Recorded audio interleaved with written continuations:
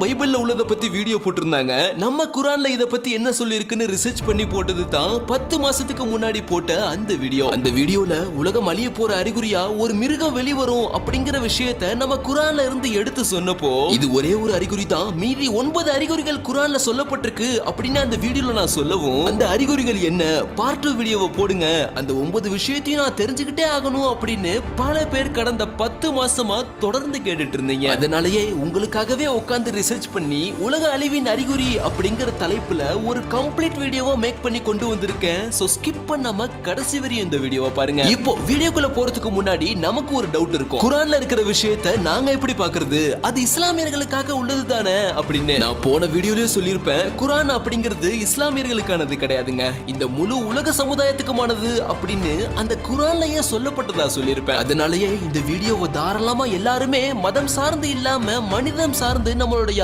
அறிவு சார்ந்து பார்க்க ஆரம்பிப்போம். சோ இன்னைக்கு நம்ம இந்த வீடியோவை மொத்தம் 3 பகுதியா பார்க்க போறோம். முதல் பகுதியில உலகம் அழியறதுக்கு உண்டான அறிகுறியில எந்தெந்த விஷயங்கள்லாம் நடந்து முடிஞ்சிருச்சு, எந்த அறிகுறிகள் இப்ப நம்ம இருக்கிற காலகட்டத்துல நடந்துட்டு இருக்கு அப்படிங்கிறது. இரண்டாம் பகுதியில எதிர்காலத்துல மிக முக்கியமான மிகப்பெரிய எந்தெந்த அறிகுறிகள்லாம் நடக்கிறதுக்காக காத்துட்டு இருக்கு அப்படின்னு. கடைசியில மூன்றாம் பகுதி தான் மிக மிக சுவாரஸ்யமான பகுதி. எந்தெந்த அறிகுறிகள் எதுக்கு அடுத்து நடக்கும், அது எப்ப நடக்கும், எப்படி நடக்கும், அப்போ மனிதனோட நிலைமை எப்படி இருக்கும் அப்படிங்கிற மிக முக்கியமான விஷயம் தான் கடைசி பகுதிங்க. இப்ப நம்ம டைரக்டா வீடியோக்குள்ள போக போறோம். இந்த வீடியோவோட முதல் பகுதி.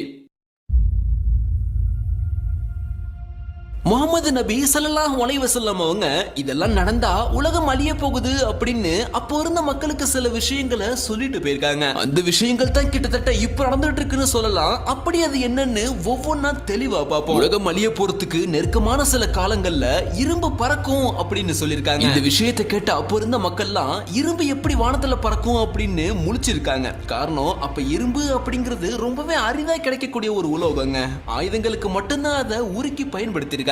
ஆனா இப்போ அந்த வார்த்தை 100% பொருந்தும். இன்னைக்கு வானத்துல பறந்துட்டு இருக்கிற விமானம், ராக்கெட்லாம் இரும்பு கலக்கப்பட்ட ஒரு கலவைதான். பல ஆயுதங்கள், பல இரும்பு சாதனங்கள்லாம் இன்னைக்கு விமானத்துல சர்வசாதாரணமா பறக்குது. சோ இரும்பு வானத்துல பறக்கும் அப்படிங்கிற வார்த்தை 100% உண்மை.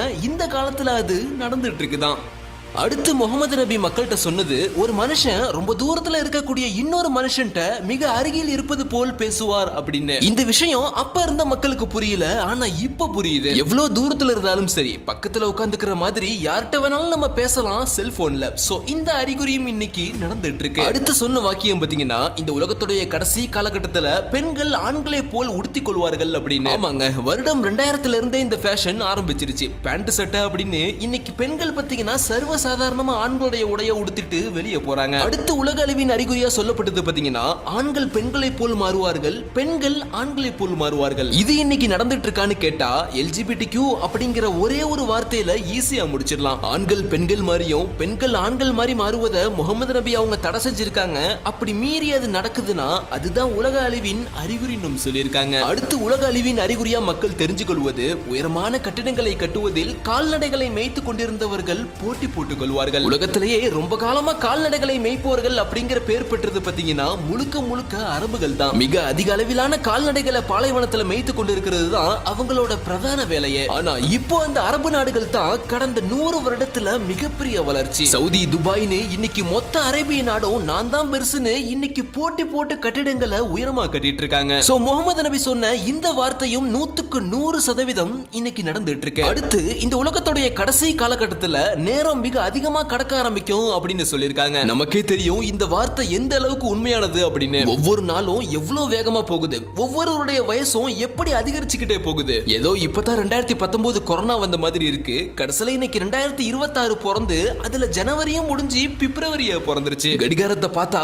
24 மணி நேரம் 24 நிமிஷமா அவ்வளவு வேகத்துல ஓடிட்டு இருக்குங்க.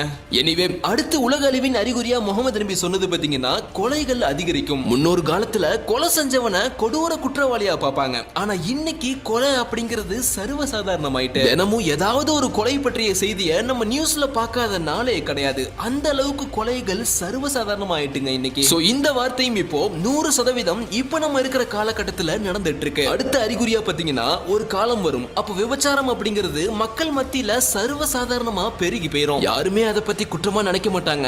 அது அப்படி நடந்துருச்சுன்னா அதுதான் உலக அழிவின் அறிகுறியா இருக்கும் அப்படின்னு முகமது நபி மக்களுக்கு எச்சரிக்கை பண்ணிருக்காங்க. ரொம்பலாம் போக வேணாங்க, ஒரு 50 வருஷத்துக்கு முன்னாடி போய் பார்த்தோம்னா யாராச்சும் விபச்சாரம் செஞ்சுட்டா அவனை கல்ல விட்டு அடிப்பாங்க, இல்ல அவங்கள ஊரை விட்டு ஒதுக்கி வச்சிருவாங்க. ஆனா இன்னைக்கு சென்னை, பெங்களூர், மும்பை போன்ற பெருநகரங்கள்ல எல்லாம் விபச்சாரம் அப்படிங்கிறது சர்வசாதாரணமாயிருச்சு. வெளிநாடுகள்ல எல்லாம் பார்த்தோம்னா வார்த்தையால சொல்லவே தேவையில்லை. ஒரு 50 வருஷத்திலேயே நாடு எப்படி நாசமா போயிருச்சு பாருங்க.